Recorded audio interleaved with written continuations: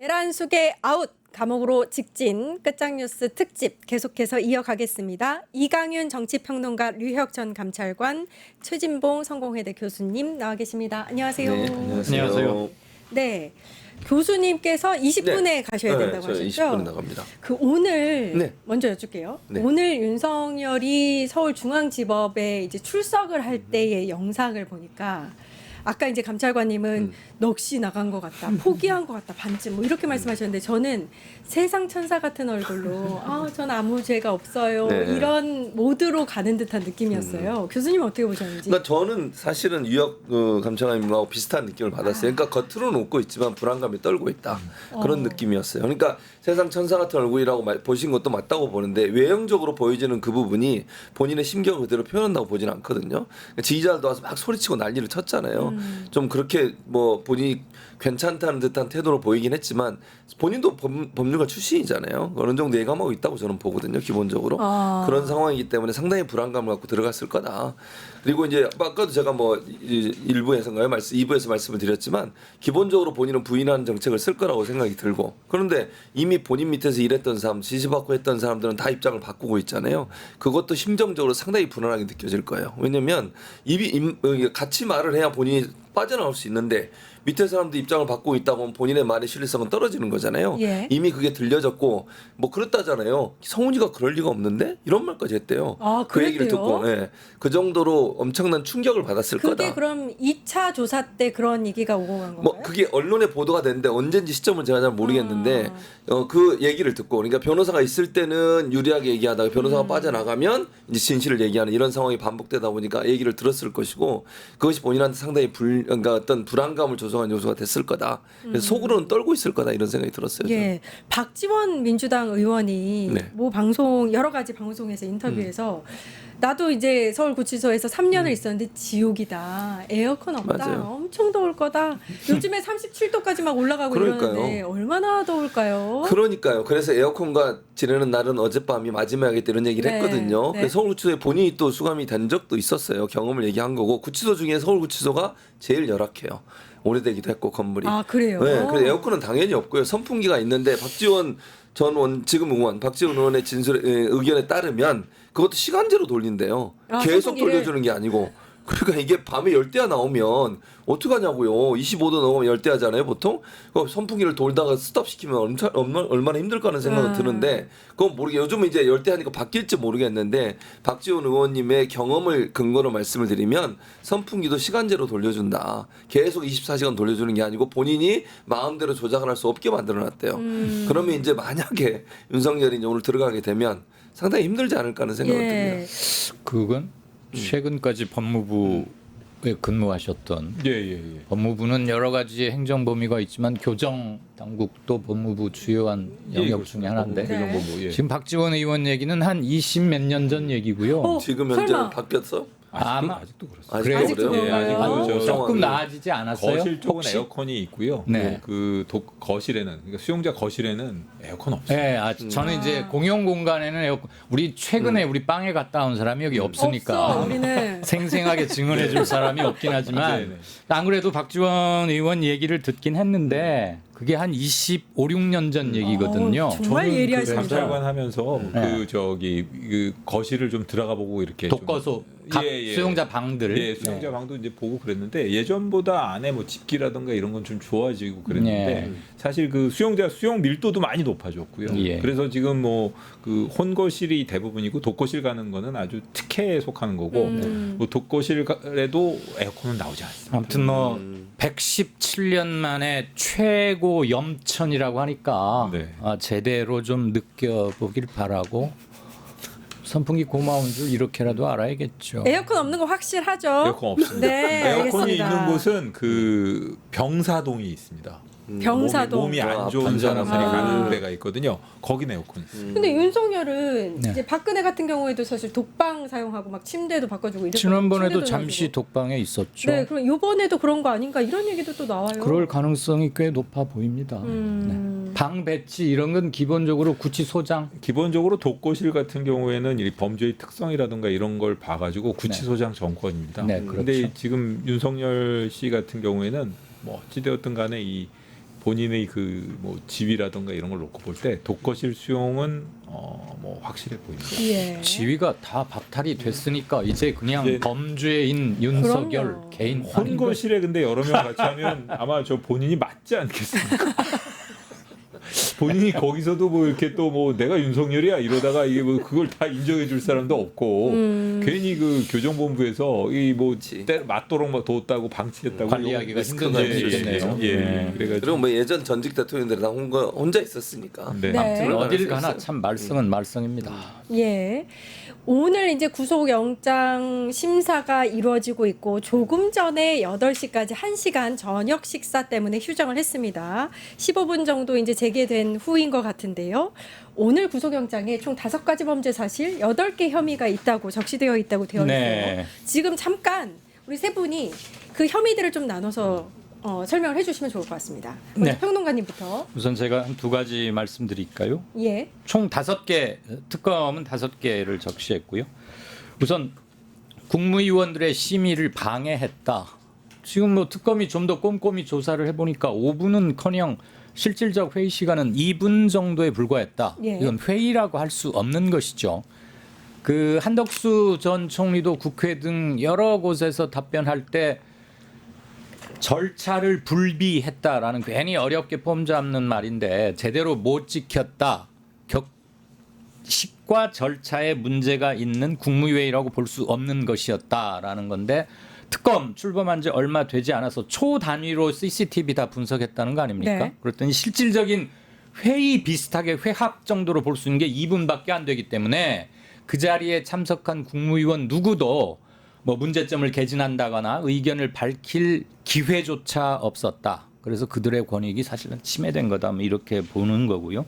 또 하나는 이게 정말 저는 참 치명적인 에러이자 세상에 이렇게까지 터무니없이 했었어야 되는 일인가를 또 한 번 느끼는데 계엄 관련 문건 이런 것을 사후에 그 선포문을 작성했다는 거 아닙니까? 네. 그러면 원래 우리 회의라는 건 공직이든 민간 뭐 기업이든 비슷하겠습니다만 주요 논의할 안건을 문서로 정리를 하고 누군가 그걸 의제 설명을 하고 견해를 들은 뒤에 결론을 도출하고 이런 거 아니겠어요?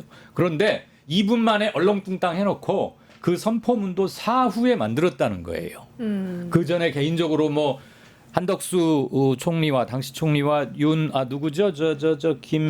김주현 아니 국방 김용현 국방 둘이 뭐 만들었다가 문제가 있고 하니까 이건 안 되겠다 싶어서 뭐 폐기를 하고 다시 이랬다는데 한마디로 개인들이 모이는 친목계에서도 이런 일은 없습니다.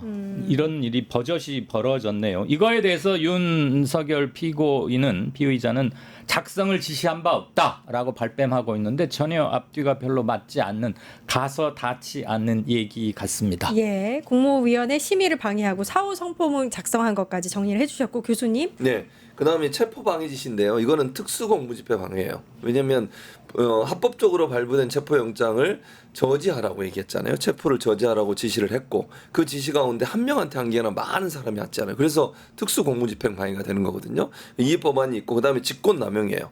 그러니까 하지 말아야 될 일을 시킨 거잖아요. 의무에 없는 일을 시켰기는 직권남용이 된 거고 또 하나는 범인 도피 교사. 그러니까 범인을 도피시키는데 시킨 거잖아요. 교사를 시킨 거니까 그것도 범죄 행위로 지금 들어있어서 요게 이제 특검에서 범죄 행위로 보고 있는 것이고 예. 물론 윤석열 측에서는 지시한 적 없대요. 내가 이럴 줄 알았어요. 저는 지금 뭐 무조건 안 했대요. 자기가 안 했다고 다 밑에 사람한테 떠넘기잖아요. 그렇죠. 그런 태도를 보이고 있고 또 하나 비합헌 정보 삭제 지시한 거. 이것도 이제 대통령 경호법 위반 행위거든요. 그러니까 대통령 경호법에 보면 이거 비합헌 정보는 함부로 지우면 안 돼요. 절대로 기록에 남겨야 되거든요. 그런데 불법적으로 지시를 했다고 하면 또 이걸 따라서 김성훈 차장이 했다고 하면 그건 불법 행위가 될 수밖에 없다. 그래서 비합헌의 정보를 삭제하도록 지시한 혐의가 특검에서 이제 문제로 지적이 돼서 이걸 범죄에 집어넣고 역시 윤석열 측에서는 나는 지시한 적이 없다. 근데 김성훈이 최근에 입장을 바꿔서 지시한 걸로 진술한 걸로 보여요. 그건 그렇죠. 보도는 안 됐지만 예. 왜냐하면 입장을 바꿨다고 그랬으니까. 그럼 이것도 명백하게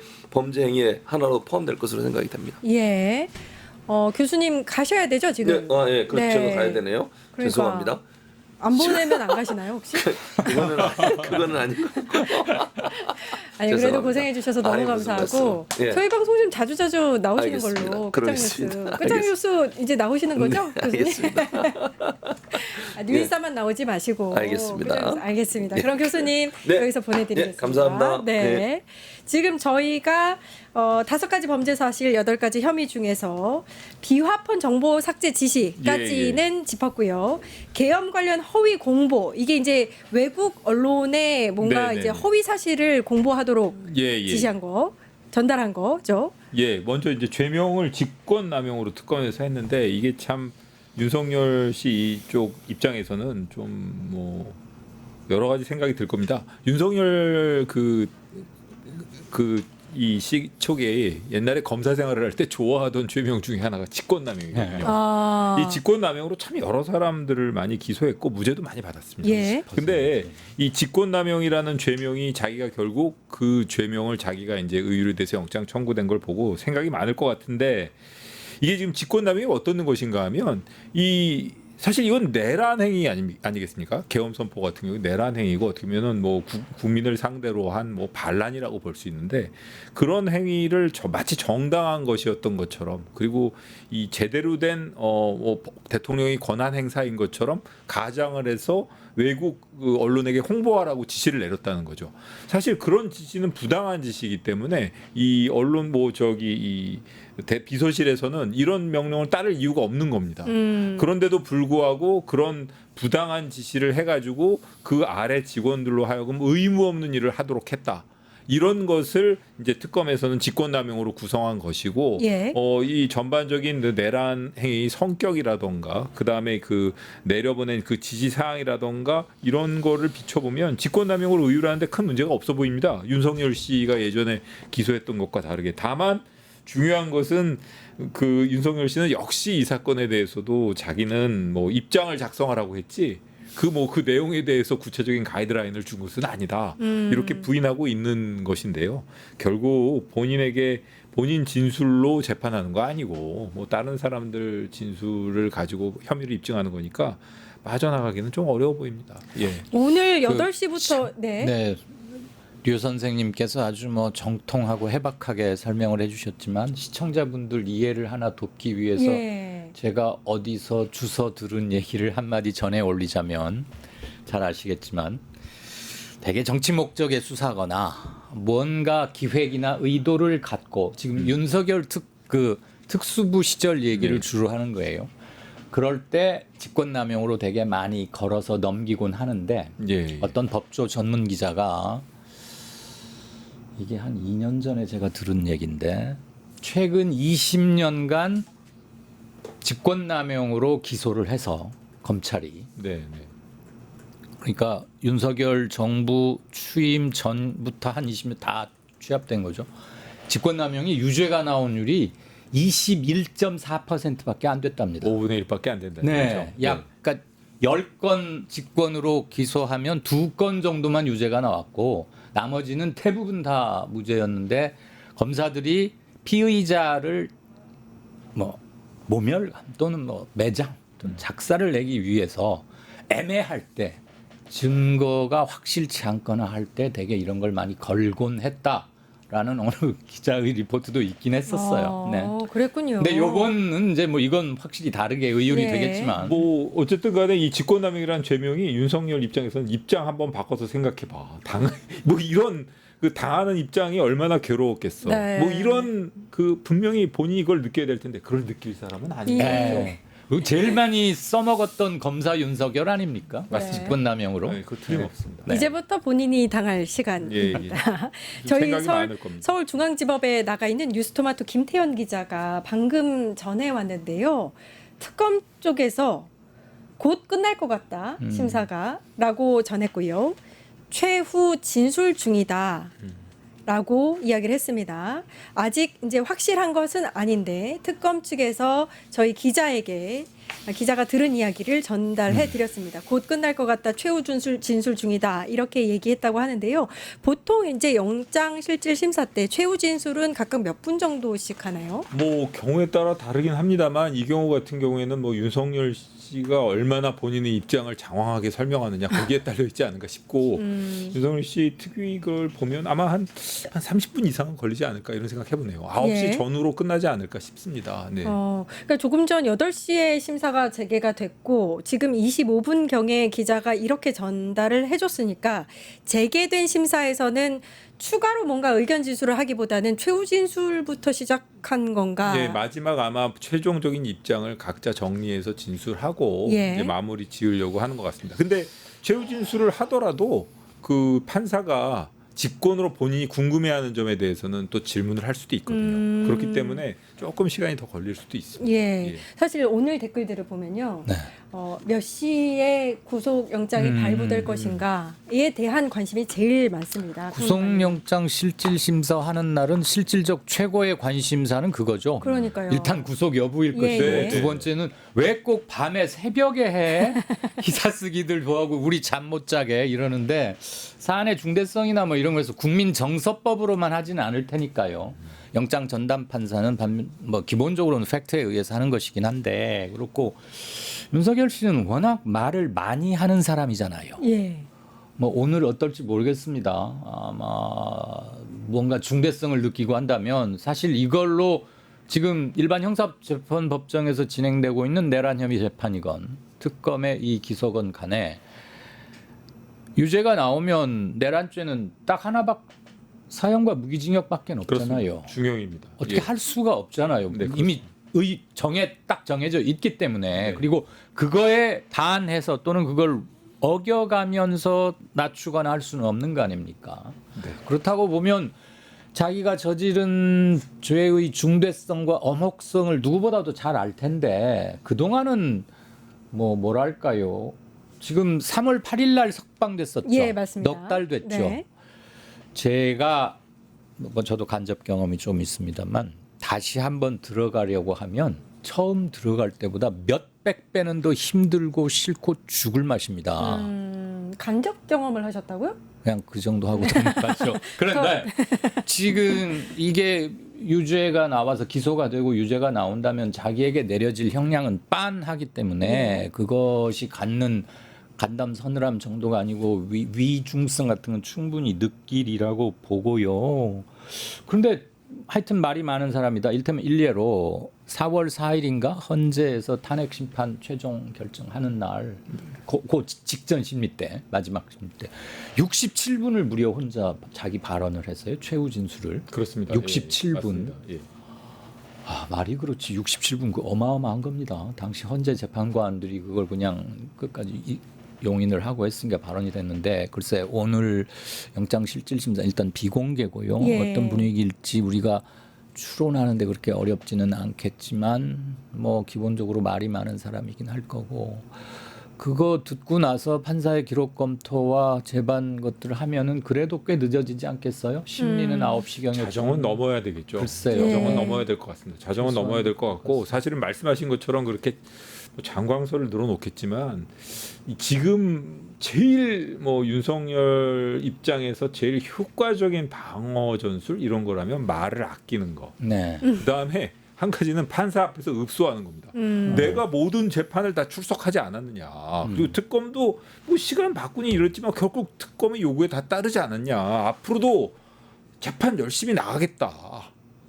그러니까 최소한 불구속 재판을 받도록 해달라. 예. 요렇게 하는 게 아마 제일 나을 겁니다. 그게 이제 윤석열과 윤석열 재판 변호인들의 최고의 목적이긴 할 텐데 예. 그리고 증거인멸과 도주 사안의 중대성은 어쩔 수 없다 하더라도 그리고 범죄 혐의 소명이야 재판관이 판단한다 하더라도 그 두 가지만이라도 할 텐데 근데 이렇게 절제된 발언을 못 할 겁니다. 계속 할 이렇게. 것이다. 예. 가장 좋은 건 우리 방송이 예정돼 있는 12시 전에 네. 모든 게 내려지면 딱 네. 좋긴 한데 저희가 해보십시다. 빡치기 팀이라고 기자가 중앙지법에 계속해서 나가 있습니다. 12시에 특보가 끝나더라도 계속해서 있고요. 구치소도 따라간다고 합니다. 예, 엄청나죠. 구치소는 아마 이 신문이 예. 끝나고 나면 바로 구치소로 이동할 서울 구치소로 가 있죠, 따라간다고 미리. 합니다. 예, 그러니까 가 펼치기 있을 팀이 두 거거든요. 팀인 것 같습니다. 아, 오케이. 중앙지법에도 있고. 네네네. 네, 서울 구치소에도 가 있다, 네. 가고 있다라고 인치되는 합니다. 장면까지는 카메라에 담을 수 담아야죠. 있겠고요. 예, 네. 오늘 잠을 거의 못 잘 것 같은데 좀 빠르게 발부를 해주셨으면 하는 그런 바람이 있고요. 아까 JTBC 단독 중에 네네네. 제가 눈여겨본 보도가 있었는데 특검이 오늘 178장 가까이 되는 PPT를 준비했다라는 건 앞서서 보도가 된 거고요. 네네. 300쪽 분량의 의견서를 또 추가 냈대요. 의견서. 예, 예. 그러면은 혹시 심사 중간에 더 필요하다 예. 내지는 해서 원래 조사하고 있었던 자료를 추가로 낸다든지 뭔가 필요했던 게 아닌가. 왜냐하면 이게 시간이 가까워 오니까 되게 불안증이 도져서요. 네네. 왜 300쪽이나 또 의견서를 냈지? 라는 생각이 듭니다. 뭐 여러 가지 생각해 볼 수가 있습니다. 기본적으로는 영장 청구서는 60몇 페이지 이렇게 됐다고 하는데 거기에 다 담지 못할 내용들 이런 게 있지 않습니까? 그 영장 청구서는 기본적으로 피의자나 변호인한테 전달이 된단 말입니다. 네. 이번에도 유출이 됐지만 그렇게 되면은 본인들이 하고 싶은 이야기 그리고 본인들이 재판부에만 하고 싶은 얘기가 따로 있을 수가 있어요. 오. 이 그 피의자에게 하고 싶은 얘기가 있지만 의견서라는 건 기본적으로 재판부에 하고 싶은 말을 정리해서 하는 거 아니겠습니까? 그러니까 그런 본인들이 마지막에 하게 될 그 구속영장 발부 여부와 관련된 최종 진술에 대한 아주 자세한 내용들 그리고 아까 말씀하신 것처럼 외환죄 부분 이게 되게 대단히 중요한 네. 것인데요.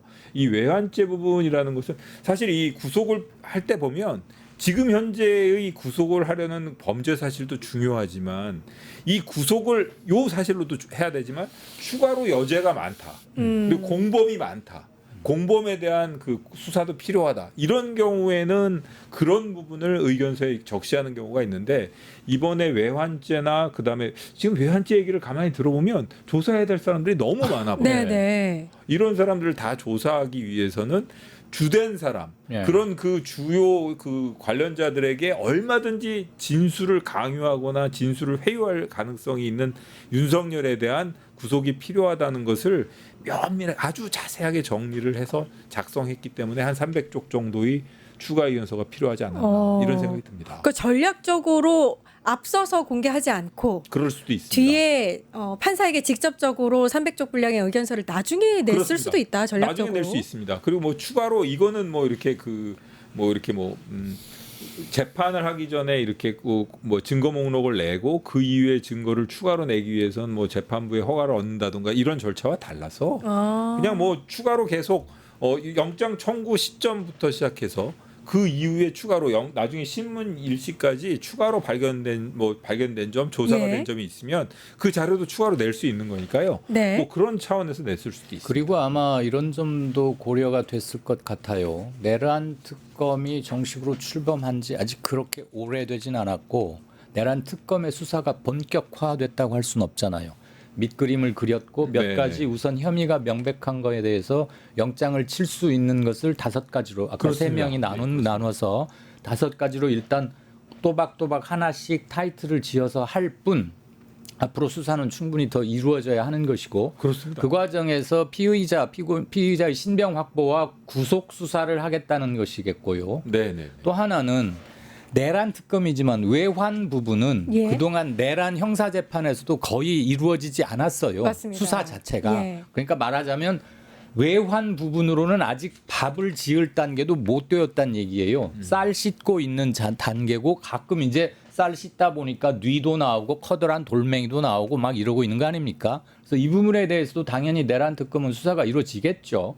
그렇다고 보면 이것은 향후 기소 과정에서 죄목을 추가할 수 있는 것이고 그건 최종적으로 재판에 반영하면 되는 거니까 오늘은 이 사람을 구속시켜야 할 필요가 이거여서 차고 넘치니 구속하게 해주세요라는 청구고 그거에 대한 실질 심사를 하는 거잖아요. 예. 그래서 저는 앞으로 특히 북한에 지금 무인기 보냈던 것 가지고는 새로운 게 막 나오고 있지 않습니까? 네. 이제 막 조사를 시작했으니까. 그래서 앞으로 훨씬 갈 길이 많다. 네. 아마 이게 굉장히 중대한 범죄자다라는 네네. 것을 어필하기 위해서 외환죄를 추가한 것 같고 그 300쪽 분량의 의견서에 이것도 들어갔다고 합니다. 원래 우리가 행안부가 얘기했을 때는 5분 정도 국무회의를 열었다라고 네네. 알려져 있는데 이게 CCTV를 분석했더니 2분도 채 되지 않았다는 거잖아요. 그 얘기가 아마 초단위로 분석한 내용이 의견서에 전달이 됐다고 합니다. 네네. 그 국무회의를 2분도 열지 않았다는 거는 아예 회의를 열지 않은 걸로 절차적인 좀 하자가 있었던 걸로 봐야 될 것 같아요. 그건 국무회의 뭐 실체적인 요건을 전혀 갖추지 못한 거고 그냥 형식적으로 그냥 모였다라는 정도로만 봐야 될 것 같습니다. 요식 행위도 아주 수박 겉핥기로 해버렸다는 얘기인데 헌법 및 개헌법 위반이 확실합니다. 네. 개헌법에는 국무회의 의결을 반드시 거치도록 되어 있어요. 개헌법에. 그렇죠. 네. 그럼 네. 제안 설명을 하고 견해를 듣고 이러이러하여 뭘 하고 그런 건 전혀 없었잖아요. 이분에 무슨 회의가 됩니까? 앉자마자 일어서는 건데. 그렇습니다. 근데 이게 여러 가지를 내포하고 있는 게요. 그 이상민 전 행안부 장관 같은 경우에는 헌재 재판 때 뭐라고 했냐면 굉장히 치열하게 그 어떤 국무회의 때도 없었던 토론이 있었다라고 위증을 했어요. 굉장히 치열한 거짓말을 했네요. 그러니까요. 게다가 여러 가지 CCTV를 보면 한덕수 전 총리 같은 경우에도 뭔가 중요한 문건 두부를 먼저 받는 게 보이거든요. 게다가 요번에 구속영장을 청구를 할 때 한덕수를 공범으로 적시했단 말입니다. 한덕수 같은 경우에도 굉장히 좀 깊이 있게 조사가 이루어지고 신변 확보도 빠르게 돼야 될 것 같다고 느껴지는데 어떻게 보세요? 한덕수 총리의 경우에는 지난번에도 말씀드렸지만 일단 공범으로 범죄 사실이 적시가 됐기 때문에 반드시 기소는 될 겁니다. 그리고 지금 말씀하신 거 보면은 지금 뭐 이상민 장관 같은 경우에는 당연히 위증죄로 특검이 그냥 넘어갈 리는 없고요. 위증죄도 문제를 삼을 겁니다. 그리고 또 하나 여기서 꼭 말씀드리고 싶은 건 뭔가 하면 그 5.18 때도 그랬고 12.12 때도 그랬지만 이 12.12 내란 사태의 경우에는 그 국무위원들이 부서한 그 국무회의 초안이 그대로 남아 있습니다. 그런데도 불구하고 이거는 위법, 위헌, 불법이라고 했거든요. 그랬죠. 그런데 이거는 지금 2분짜리 말도 안 되는 그런 그 국무회의도 아닌 거죠. 그렇죠? 부서도 없었고. 부서도 사후에, 없었고. 예. 부서도 없었고 그런 상황이기 때문에 이 불법성은 너무너무 명확한 거고요. 그리고 그 계엄이라는 게 뭐 본인들이 뭐 권한 행사 이런 뭐 여기 와서 이제 뭐 다른 얘기를 합니다. 계엄이라던 게 본인의 대통령의 고위 권한이니 무슨 통치권이 이런 얘기를 하는데 국민의 그 자유권을 침해하는 회의는 어떤 법적 절차를 모두 거쳤더라도 그건 불법입니다. 그러니까요. 그건 분명히 말씀드릴 수 있습니다. 예. 예. 그리고 오늘 이제 증거인멸 관련한 우려 때문에 구속이 필요하다라고 네. 어필하고 있는데 특검이 일단 강희구 전 부속실장이라든지 아니면 김성훈 전 경호처 차장이 윤석열 측 변호인이 있을 때와 없을 때 이야기가 다르다. 이 부분을 가지고 또 어필을 했다고 한단 말입니다. 그렇죠. 그건 뭘 말하겠어요. 뭔가 심적 갈등을 겪고 있거나 뭘 제대로 진술하지 않고 있는 거잖아요. 상황에 따라서 말을 네네. 바꾼다는 것은 둘 중에 하나는 거짓말인 거죠. 예. 그리고 그가 왜 거짓말을 하고 있을지를 추론하는 게 그렇게 어렵지 않다면 윤석열을 자유 상태로 지금처럼 불구속 재판으로 놔둔다고 했을 경우에 기존 혐의의 증언 가능자들에 대한 말맞추기나 회유가 시도될 수 있는 거 하나.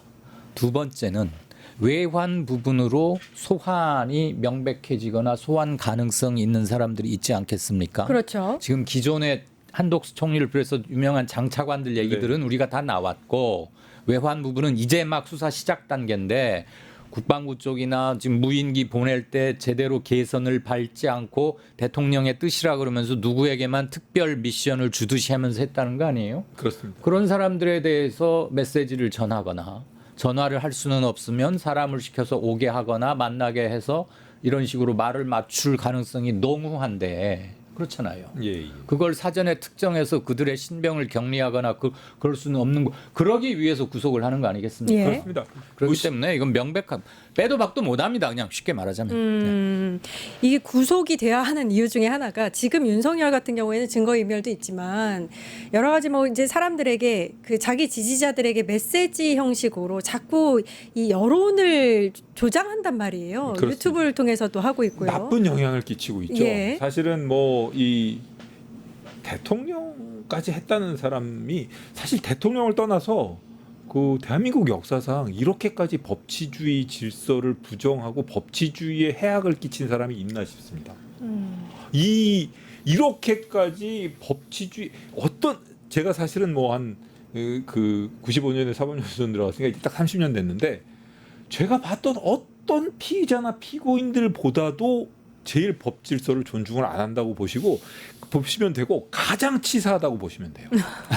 제가 생각했던 제가 여태까지 겪었던 모든 피의자 피고인을 다 합쳐놓은 것보다도 더 치사합니다. 네. 아니 도저히 야 이게 옛날에 이런 피고인이 이런 짓을 했었지, 옛날에 이런 피의자가 이런 짓을 했었지, 옛날에 이런 피의자가 이런 짓을 했는데 이런 걸 다 합쳐놓은 걸 한 사람이 다 하고 있어요. 네. 엄청 치사한가요? 정말 치사합니다. 아, 왜 이렇게 시원하지 이 말이? 아니 이거는 뭐 제가 뭐 다른 말은 제가 좀 이렇게 좀 자제하면서도 합니다만 예. 그냥 말씀드릴 수가 있어요. 제가 겪었던 모든 피의자를 다 합쳐놓은 거를 혼자 다 하고 있어요. 이런 걸 보면 참 이 좀 심각하다는 생각이 들고 그런 법치주의에 끼치는 해악을 생각해서라도 법이 살아있다는 걸 보여줘야죠. 저런 짓을 하고도 계속 돌아다닌다고 하면 나도 그래도 된다라는 생각 안 하겠습니까? 예. 그리고 지금 구치소에 있는 사람들 억울할 거 아닙니까? 그리고 날로 구속되어 있는 사람들 시국에서 안 하고 예. 그런 사람들도 억울할 거 아니겠습니까? 수천 수만 명일 텐데요. 그거 전부 그렇습니다. 다 들고 일어나면 사실은 전수조사를 해봐야 됩니다. 그러니까 윤석열 이전에 구속된 모든 사람은 다 날로 했잖아요. 그렇습니다. 그럼 다 해당이 되죠. 예. 직위원 판사의 논리대로 하자면 좋아요. 그럼 윤석열을 시간으로 구속시킨 그 룰을 적용한 1호 피의자 피고인이었다면 동일하게 앞으로 계속 적용해야죠. 해야지. 그 전에다가. 근데 모든 사람이 다 거기에 해당하는데? 대검에서는 그렇게 즉시항고를 포기하고 예. 공문을 내려보낸 게 그때 당시에 앞으로 계속 날로 해라. 예. 그렇게 했다는 거 아닙니까? 정면으로 지금 배치한 거 아니에요. 그러니까 네. 그럼 즉시항고를 하던가. 네. 그걸 포기하면서 윤석열 말고 다른 사람에 대해서는 그대로 날로 해라. 앞으로도. 그럼 명백한 자기 모순이죠. 이건 그렇죠. 그건 모순입니다. 그리고 그런 점에서도 참 납득이 안 윤석열의 인권을 보호하기 위해서 직위원 판사가 그렇게 했다고 하면 윤석열 이 직전까지 구속 그 심사를 받았거나 구속이 집행된 사람들의 인권은 집단적으로 몇만 명, 몇십만 명을 다 무시해 버리는 거예요. 예. 그 어마어마한 짓을 서울중앙지법의 직위원 판사와 대검이 함께 해버린 겁니다. 결과적으로. 맞습니다. 네. 이거는 뭐 필설로 형용하기 힘든 말이 안 되는 언어 도단이죠. 윤석열이 앞으로 이제 구속이 되게 되면 내란 재판도 그렇고 내란 특검부터 시작해서 세 개의 특검에 관련한 소환 조사를 다 받을 수도 있는 상황이잖아요. 그러면은 구속된 상태에서 받는 것은 지금까지의 그런 모습과는 많이 차이가 나겠죠? 저는 뭐 시청자 여러분께서 좀 불편해할 말씀을 드려야 되겠는데 네. 그 구속된 피고인 피의자들 중에서 제일 좀 치사한 사람들이 하는 짓이 출정을 거부하고 조사 안 받는 겁니다. 그럴 수도 있나요? 재판은 나갔는데 그 지난번에 공수처 조사도 안 받으러 나갔지 않습니까? 구속됐을 때. 예. 그게 가장 치사한 사람들이 하는 짓이거든요. 아. 근데 이미 재판은 나중에 받으러 가겠지만 조사는 안 받으러 가겠다고 뻗어길 수도 있습니다. 그거를 막을 수 있는 어떤 뭐 조항이 없나 보죠? 그게 뭐 검찰에서도 그렇고 수사기관에서 그런 식으로 이미 구속된 피의자는 뭐 더 이상 또 구속할 수는 없지 않습니까? 네. 그래가지고 그 조사를 안 받으러 출정 거부하는 상황이 돼서 재판은 받으러 나가요. 왜냐하면 재판을 안 받으러 나가면 중형이 선고될 가능성이 있으니까. 네. 그런데 그 수사를 안 받겠다고 뻗어기는 거죠. 그 가능성이 있어 보입니다. 그러니까 이런 식으로 말을 둘러댈 수 있겠죠. 이 수사는 정치적 탄압 수사이고 나는 거부하겠다. 뭐 예전에 전두환 노태우 시절에 민주화 운동을 하다가 수감되었던 분들 중에서 간혹 그런 분이 계셨어요. 민주화 운동하는 네. 분들조차도 안 그랬습니다. 본질적으로 다른데 뭐 차용을 할 수도 있는 것이고 자기는 이 수사의 부당함을 계속 주장하면서 뭐 거부하면은 그걸 강제 구인도 할 수 없잖아요. 강제 구인 못 합니다. 그게 네. 그 사실은 그 뭐 법적 검토도 해보고 그 구속돼 있는 사람에 대해서 체포영장을 청구해 본 적도 있고 별짓을 다 해봤는데 예. 그게 뾰족한 수가 없어요. 예. 그래가지고 이게 여기서 너무 아주 그 수사를 방해하는 그런 피의자 피고인들에게 뭐 팁을 주는 건지 모르겠지만 이미 뭐 윤석열 씨가 뭐 지난번에도 그렇게 했지만 조사를 거부할 수 있습니다. 말씀하신 것처럼 특검이 이미 구속영장 청구를 통해서 정치색을 드러낸 이상 나는 더 이상 특검 조사에 응하지 않겠다. 와, 충분히 그럴 수 굉장히 이렇게 할수 그러면은 있습니다. 심각해지는데. 그리고 다른 김건희 특검이나 이런 데서도 조사 받아야 될 거 아닙니까? 최상병 특검이나 이런 데도 조사 안 받겠다 그럴 수 있어요. 저는 최상병 특검에는 윤석열의 관여도가 굉장히 높다고 보고 있고 특히 이종섭 씨를 뭐 호주 대사로 임명해서 네. 갑자기 내빼는 이른바 런종섭. 런종섭이라거나 임성근 해병 뭐 1사단장이었던가요? 그다음에 내란 수괴 혐의로 항명 수괴 혐의로 박정훈 수사단장을 체포하라 뭐 이거 그다음에 그때 우크라이나인가 우즈베키스탄에 출장 가 있던 이종섭 당시 국방장관과 8월 1일 날 두 차례에 걸쳐서 비화폰으로 통화를 하죠. 했어요. 네. 그건 국회에서 이미 밝혀졌던 거고. 저는 그때 오간 통화 내용 등등등 최상병 특검은 윤석열이 실질적인 주 피의자 중 한 명이 아닌가 이렇게 생각합니다. 피의자가 맞는 것 같은데 지금 말씀하시는 거 들어보니까 네. 구속되면 조사받아 안 받으러 나갈 것 같아요. 아, 지금 그러면 진짜 그러니까 지금까지는 소환 조사를 응했던 이유가 체포되지 않고 구속되지 않으려고 했다면 그렇죠. 아예 구속됐으니까 이제 코너에 뭐 몰린 생쥐가 또 구속하겠어? 뭐 이런 식으로 아예 그냥 뭐 아예 안 나가. 그러면 시쳇말로 배째라식으로 나올 수도 있는 것이고 공수처 수사를 거부했던 것도 공수처의 법적 지위, 그러니까 트집을 잡으면서 불응 아예 해버렸던 거 아니에요. 예, 그렇습니다. 그러니까 등치와는 달리 대단한 법꾸라지인 건 확실한 것 같고 그래서 교묘하게 요모조모 뭐 그런 것 같아요. 뭐 본인은 상당히 뭐 대범하고 뭐 엄청나게 뭐 이렇게 뭐 기계가 있고 이런 사람처럼 뭐 행세를 하지만 실질적으로 아주 그 선택의 상황에서 선택하는 것을 보면 좀 치사합니다. 혹시 검사 재직 시절에 같은 지청이나 청에서 저는 분명히 이건 말씀드릴 수 있는 게 단 한 번도 같이 근무해본 적이 네. 없고요. 밥 한 끼 먹어본 적이 없어요. 네. 술을 한잔 해주셨어야 됐는데 그러니까 제가 그러니까 예. 인사를 업무적으로는 인사를 2번 간 적이 있고요. 네. 그게 답니다. 그러면은 다행스럽게 생각하고 있습니다. 일단 소환 조사를 잘 응하는지 여부도 계속해서 지켜봐야 될 것 지켜봐야 됩니다. 같고요. 구속됐다고 해가지고 끝이 네. 아닌 것 같고 오히려 계속 말씀하신 법꾸라지로서의 진면목을 보일 수가 있습니다. 아무튼 1심 재판 결과가 나올 때까지 계속 워치해야 되는 거고 네. 반드시 3심까지 갈 거예요. 네. 그러니까 몇 년 걸립니다. 이거 앞으로 최소한. 계속 그리고 사실 이런 재판은 좀 시간이 걸린다고 해도 역사에 기록되는 것입니다. 하나하나의 매 장면이 모든 발언이 그렇고 그거에 대한 국민들의 반응도 그러하고 예. 이건 채록 역사의 1차 자료를 채록한다는 차원에서라도 누군가 기록하고 이렇게 방송하고 해야 되겠죠. 알겠습니다. 그러면 구속 이후에를 좀 희망적으로 본다면 네네. 일단 여러 가지 증언들이 조금씩 바뀌고 있잖아요. 네네네. 뭐 군인들 계엄군이라든지 아니면 대통령실에 있던 사람들이라든지 이제 윤석열 구속 이후에는 좀 주요 증언들이 쏟아질 것이다라는 좀 희망이 있거든요. 그건 네. 어떻게 보세요? 저도 뭐 그렇게 기대를 하고 있고 그럴 것 같습니다. 사실 뭐 완전히 그냥 뭐 판세가 변할 정도로 윤석열에게 불리한 증언이 쏟아질 가능성도 있습니다. 그러니까 본인이 그런 걸 알기 때문에 오늘 출석하면서 표정이 그렇게 밝지는 못할 수도 있는 것이고요. 제가 보기에는 김건희 특검에는 뭐 여러 가지 제보가 들어오고 있다는 것처럼 이 윤석열 씨에 대해서도 지금 뭐 흘러가는 상황이 본인한테 유리하게 진행되고 있는 게 하나도 없었지 않습니까? 그렇죠. 그리고 또 특검들이 기존의 그 공수처 수사나 이런 걸 겪으면서 해왔던 그 트집 잡기 이런 거를 아주 극도로 경계하고 있기 때문에 뭐 트집 잡힐 빌미를 주질 이유도 없거든요. 그렇기 때문에 본인이 아마 앞으로 뭐 소송 이 사태를 겪으면서 본인 입장이 형편이 좋아지기는 어려울 겁니다. 아마. 조은석 특검이 이제 윤석열 구속 이후를 분명히 대비하고 준비했을 것 같아요.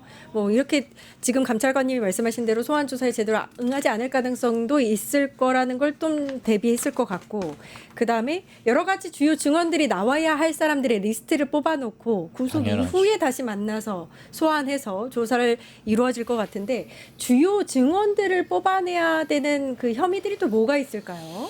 지금 일단 명백한 건 구속영장에 청구된 5가지 항목, 아까 우리가 네, 한번 그렇죠. 짧게 예. 짚어봤던 것들, 그리고 아직 여기에 외환 부분, 북한에 무인기 보내서 북의 반등을 유발해서 뭔가를 하려고 했는데 결국은 무위로 돌아가긴 했지만 네네. 무인기를 침투시킨 것 자체만으로도 그건 그 부분이 큰 게 하나 있을 것 같고요.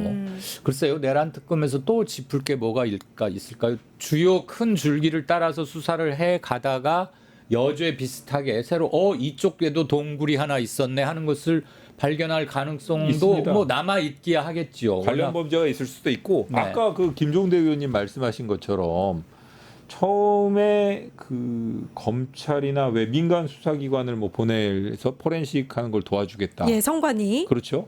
그리고 이제 그 검찰에서도 그 대책회의를 열었다는 것인데 그 제가 연락받은 시간만 해도 상당히 늦은 시간이었는데 검찰이 더 먼저 아까 김 의원님 말씀에 의하면 먼저 모여 있었다는 거 아닙니까? 그런 점에 비춰보면 분명히 뭔가 사전에 언질이 있지 않았을까? 뭐 그런 것도 밝혀진다 그러면 아주 심각한 사태가 그렇죠. 벌어지죠. 게다가 3개 특검이 이른바 나와버리 죄송합니다. 일본 말을 써서 수사 범위를 어디까지로 해서 중첩되지 않게, 그러나 꼭 다뤄야 할 게 있잖아요. 이를테면 대통령으로서 직권을 남용한 게 있다거나 네네. 타인의 권리 행사를 방해한 게 있다거나 네네. 또는 공천에 관여했다면 이건 명백한 공무원 정치중립법 위반인 것이고, 네네. 노무현 대통령을 탄핵했던 이유가 뭐였어요? 열린우리당에 좀 관심을 가져달라, 국민들에게 총선 때 그 말 한마디 했다가 탄핵까지 당했던 거 아닙니까?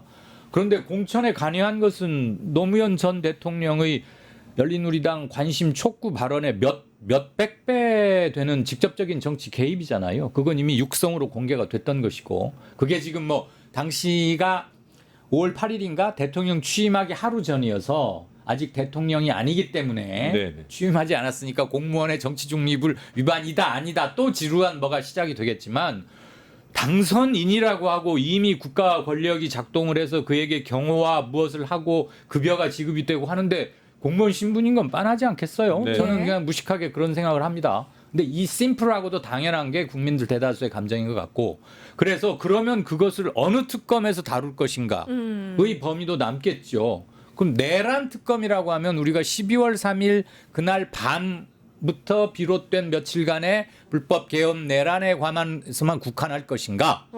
윤석열 재직 중에 있었던 모든 불법 행위를 어디까지 수사할 것인가의 문제는 저는 남는다고 봐요. 3개 특검이 출범할 때 약간의 촉박성 같은 거 있어서, 글쎄요, 제가 3개 특검법안을 세세한 조항까지 부치까지 읽어보진 못했는데 이를테면 그런 것들을 어디서 다루게 될지가 저는 조금은 궁금은 합니다. 다 가능하겠네요. 관련 범죄, 그러니까 뭐 각자 이렇게 몇 개 항씩 수사할 수 있는 기본적인 그 사실을 담고 있고 네. 그와 관련된 범죄, 수사 중에 나온 관련 범죄 다 배우기 때문에 서로 겹칠 수가 있고, 지금 말씀하시는 거 들어보니까 임기 중에 상당히 많은 것들이 지금 걸려 있을 거라고요. 대추나무에 연 예. 걸리듯이. 말씀하신 거 들어보면 네. 사실 윤석열 씨에 대한 수사, 그 수많은 여죄를 수사하기 위해서라도 외환치뿐만 아니라 다른 특검에서도 지금 상당히 관심을 가지고 신병 처리가 바로 될 수 있기를 지금 기대하고 있을 것 같습니다. 예. 그런 것들이 아마 조율이 우리가 취재진에게 포착 안 되는 범위 내에서 조율이 될 수도 있다고 조율을 저는 해야 될 것 같아요. 당연히 해야 될 것 같아요. 예. 서로 조율을 해야 될 것 같아요. 어쨌거나 이름에만 집착한 나머지 이건 우리는 최상병 것만 할래, 누군가가 하겠지 하다가 놓치는 범죄나 준범죄 혐의가 있어서는 안 되겠다. 네. 싸그리 다 그래야 네. 될 것 같아요. 3년을 다 해야죠. 저는 그리고 그 구속 이후에, 윤석열의 구속 이후가 되면 대통령실에 있었던 그 부하들 있잖아요. 부하들의 그 증언이 예. 완전히 180도 변할 거라고 봅니다. 많이 벌써 변할 그러고 겁니다. 있고. 많이 변할 겁니다. 네. 사실 뭐 김성훈이라고 본인이 호위무사인 것처럼 그러니까 뭐 어떻게 보면은 뭐 저는 아직도 그 출석할 때 여러분들은 뭐 친구들 생일 뭐 저 아직도 그게 참 제가 흉내를 좀 많이 네.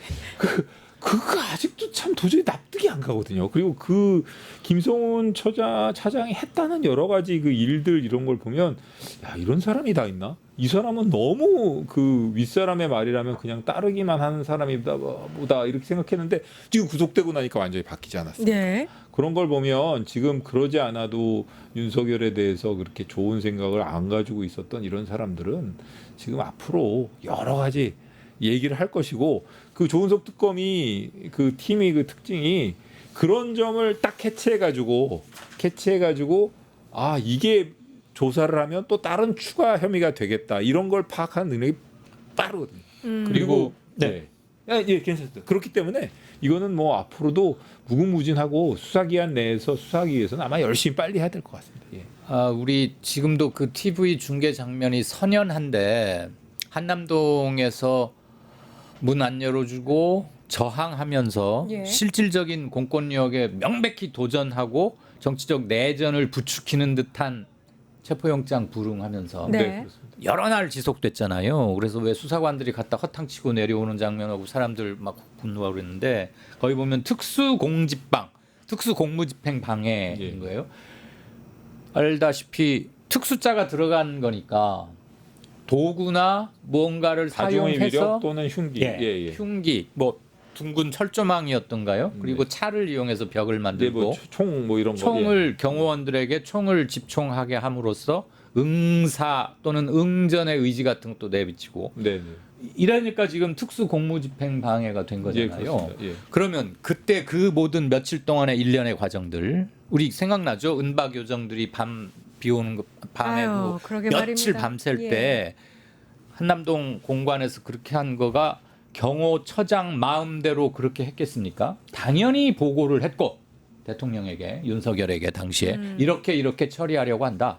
치고 들어오면 1차 저지선을 뭘로 하고 우리는 그렇기 위해서 뭘 예산을 얼마 사용해서 뭘 추가 설치하고 당연히 했겠죠. 그 과정에서 보고를 받고 추가 지시를 내렸다거나 하면은 이건 뭐 빼도 박도 못하는 여기 공범입니다. 이 그 경호처뿐만이 아닌 것이고 주범입니다. 대통령 결국 주범이죠. 주범입니다. 예. 최종 승인을 했을 테니까 예. 대통령 승인도 당시 그 집의 주인으로 주인처럼 살고 있었던 윤석열의 승인 없이 김성훈이가 혼자 이랬겠습니까? 절대 그렇지 않죠. 말이 안 되죠. 아마 잘했다고 칭찬하지 않았을까? 그랬겠죠. 그래 잘했어. 내가 부추기고. 잘하는구만. 예. 그리고 며칠인가는 또 일부러 카메라 찍으라는 듯이 아, 이렇게 그랬죠. 나와가지고 예. 이렇게 하고 들어가고 그랬잖아요. 그 그렇죠. 삼거리까지 내려와서 한참 내려와야 되거든요. 거기. 예. 야 이건 뭐라는 거지. 이 정말 아까 말씀하신 것처럼 진짜 PTSD가 도지는 것 같은데 자꾸. 네. 조금 전 저희 뻗치기 뉴스토마토 기자 측에서 이야기가 들려온 건데요. 전달을 해드리면 윤석열이 최후 진술을 40분째 진행하고 있다고 합니다. 말씀하신 게 맞았네요. 네. 그리고 구치소에 갈 때 감찰관님 호송차를 타고 가죠. 네, 네. 그렇습니다. 네. 예. 호송차가 서울중앙지법에 도착했다고 합니다. 네. 저렇게 있겠죠. 네, 이제 그러면 뭐 곧 데려간다는 일단 얘기죠. 심사가 거의 마무리될 즈음이라고 봐도 될까요? 예, 그렇습니다. 그리고 인치 장소는 서울구치소라고 정해진 것 같습니다. 예. 뭐 인치 장소가 그 중앙지검. 서울고검에 있는 뭐 사무실일 수도 있다라고 했는데 그건 아닌 것 같고요. 일단 서울구치소가 인치 장소로 지정이 돼서 그게 끝나고 나면 그 차를 타고 이동할 것 같습니다. 근데 그럼 이동하게 되면 거기 가서 이제 뭐 대기실에서 기다리면서 그게 예전에는 일단 구치소로 가면 구치소로 가게 되면 영장이 청구된 피의자인지 구속영장이 발부된 피의자인지 구별하지 않고 다 그냥 수용 입감 절차를 밟았는데 영장이 기각되는 경우도 있지 않습니까? 예. 그런데도 그렇게 정식 입감 절차를 밟는 것은 좀 문제가 있다고 해가지고 대기실을 만들었습니다. 구속영장이 청구된 피의자가 영장 발부 여부를 기다리는 대기실을 만들어서 거기서 대기하게 되고 거기서 영장이 발부가 되면 정식 입감 절차. 입감을 하는 예, 그러니까 그 머그샷도 찍고 그다음에 그걸 이제 신분장이라고 하는데요. 신분증 그 수용되는 그 피의자 검정색 피고 그거 말씀하시는 예, 그 거죠? 번호 들고 이렇게 서가지고 찍는 거. 네. 그 이제 그 신분장을 받아보면 거기 이렇게 다 붙어 있습니다. 윤석열 입감될 뭐 이런 당시에 거. 그 예. 사진이 다 붙어 예. 있는데 그거 찍고 그 다음에 몸 검신이라고 해가지고 몸에 상처는 없는지. 뭐 그다음에 뭐 여러 가지 뭐 숨겨 갖고 들어오는 건 없는지 그다음에 뭐 소지품 이런 거 다 검사하고 환복 그러니까 수용복으로 갈아입고 네. 입감이 됩니다. 수용복은 무슨 색인가요? 수용복이 지금 보면은 약간 요즘 같은 경우에는 하늘색 요즘 철 같은 경우에 그런 게 있죠. 하절기 옷이 또 따로 있어가지고 반팔 입나요? 반팔도 있습니다. 아. 그 반팔은 있습니다. 저는 네. 그 영장 실질 심사 받고 영장이 떨어질 때까지 몇 시간 동안을 대기실 제도를 만든 건 잘한 일이라고 생각해요. 네, 네. 그건 당연히 그렇게 하는 거고 인권 문제하고도 직결되는 것이고 네. 영장이 기각돼서 풀려날 사람인데 똑같이 입감 전차를 하거나 해버리면 그건 과잉 조치인 건 맞죠. 그게 제가 지금 말씀드리자면 사실은 보통 검사들은 영장이 발부가 되기 전까지 영장을 청구하지 않습니까? 네. 자기 방이나 이런 데서 데리고 있었습니다. 네. 아니면 당직실에 데려다 놓든가 아예 구치소로 안 보냈어요. 네. 그런 식으로 구치소 보내서 망신 주기 시작한 게 직접 수사하던 사람들입니다. 그러니까 기업인이든 재벌 총수든 이런 사람들이 인치 장소가 보통은 다 검찰청이었어요. 저는 검사 생활하면서 그 구속 전 피의자 신문 끝나고 나가지고 그러니까 그 실질 신문 끝나고 난 피의자를 구치소로 보내본 적이 없습니다. 예, 알겠습니다. 없는데 그런 일을 처음 시작한 것도 그런 직접 수사 특검 이런 쪽이었습니다. 예. 예, 저희 기자가 전해온 소식 전해드리고 이제 마무리할 텐데요. 아무튼 이제 윤석열이 최후 진술을 40분째 이어가고 있고 이걸 보내온 게 이제 8시 45분경이었으니까 지금도 진행되고 있다면 거의 1시간째 최후 진술을 하는 것 같고요.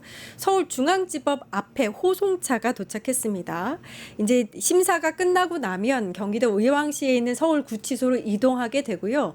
구속영장이 발부되던 기각되던 그때까지는 대기실에 있다가 만약에 발부되게 되면 이제 들어가는 겁니다. 그렇죠. 수용복을 입고. 정식 입감 절차를 밟는 거죠. 알겠습니다. 끝장뉴스 특집 일단은 잠시 쉬었다 가겠습니다. 내란 속의 아웃 감옥으로 직진 잠시 쉬었다가 다시 찾아뵙겠습니다. 어디 가지 마시고요. 이 다음에는 이원재 박사님이 진행을 하십니다. 계속해서 함께해 주시기 바랍니다. 오늘 얘기 감사드립니다. 네네. 예. 고맙습니다. 유튜브 구독하고 실시간 채팅과 댓글을 남기시면 매일매일 7천 TTCO를 드립니다. 참여 방법은 통통물 어플을 다운로드하고 회원가입과 로그인을 해주세요. 마이페이지에서 나의 회원 고유 번호를 복사해주세요. 유튜브 구독 후 실시간 채팅이나 댓글창에 고유 번호를 한 번만 입력하면 준비 끝! 지금 유튜브 채팅과 댓글 쓰기 참여하고 실천 TTCO 받아가세요.